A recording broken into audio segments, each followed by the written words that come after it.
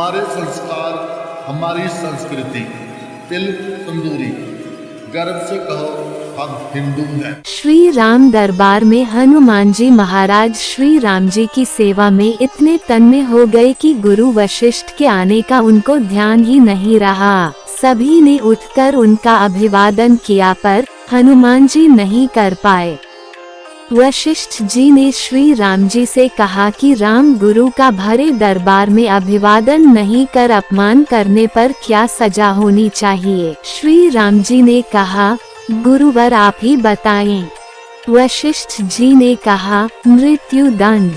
श्री राम जी ने कहा, स्वीकार है। तब श्री राम जी ने कहा कि गुरुदेव आप बताएं कि यह अपराध किसने किया है। बता दूंगा पर राम वो तुम्हारा इतना प्रिय है कि तुम अपने आप को सजा दे दोगे पर उसको नहीं दे पाओगे। श्री राम जी ने कहा, गुरुदेव राम के लिए सब समान है। नहीं राम, मुझे तुम्हारे ऊपर पर संशय नहीं है पर मुझे दंड के परिपूर्ण होने पर संशय है। अतः यदि तुम यह विश्वास दिलाते हो कि तुम स्वयं उसे मृत्यु दंड अपने अमोघ बाण से दोगे तो ही मैं अपराधी का नाम और अपराध बताऊंगा। श्री राम जी ने पुनः अपना संकल्प व्यक्त कर दिया। तब वशिष्ठ जी ने बताया कि यह अपराध हनुमान जी ने किया है। हनुमान जी ने भी स्वीकार कर लिया।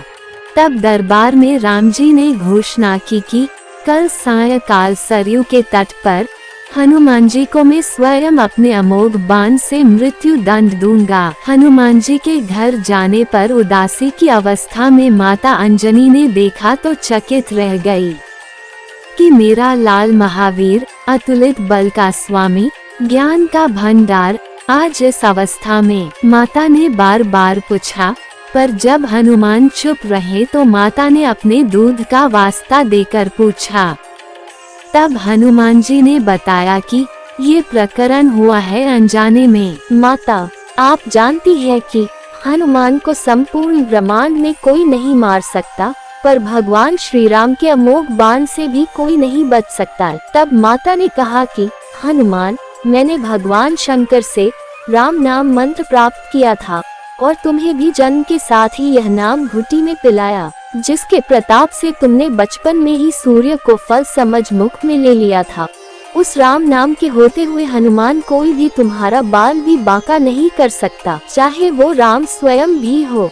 राम नाम की शक्ति के सामने राम की शक्ति और राम के अमोघ शक्तिबान की शक्तियाँ महत्वहीन हो जाएगी। जाओ मेरे लाल, अभी से सरयू के तट पर जाकर राम नाम का उच्चारण करना आरंभ कर दो।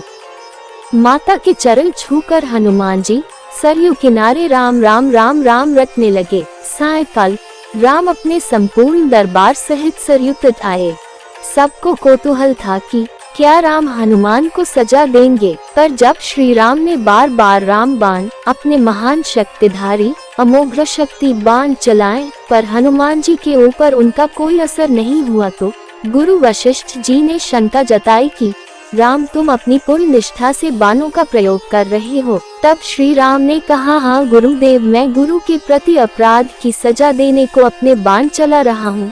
उसमें किसी भी प्रकार की चतुराई करके मैं कैसे वही अपराध कर सकता हूँ, तो तुम्हारे बाण अपना कार्य क्यों नहीं कर रहे हैं।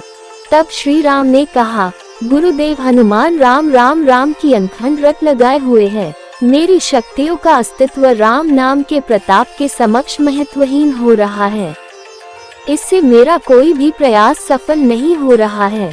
आप ही बताएं गुरुदेव, मैं क्या करूं? गुरुदेव ने कहा, हे राम, आज से मैं तुम्हारे साथ तुम्हारे दरबार को त्याग कर अपने आश्रम जा रहा हूँ, जहाँ राम नाम का निरंतर जप करूँगा। जाते जाते गुरुदेव वशिष्ठ जी ने घोषणा की कि हे राम, मैं जानकर मानकर ये घोषणा कर रहा हूँ कि स्वयं राम से राम का नाम बड़ा है।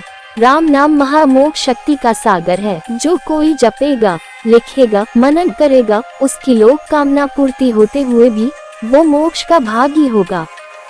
मैंने सारे मंत्रों की शक्तियों को राम नाम के समक्ष न्यूनतर माना है, तभी से राम से बड़ा राम का नाम माना जाता है। वो पत्थर भी तैर जाते हैं। जिन पर श्री राम का नाम लिखा रहता है।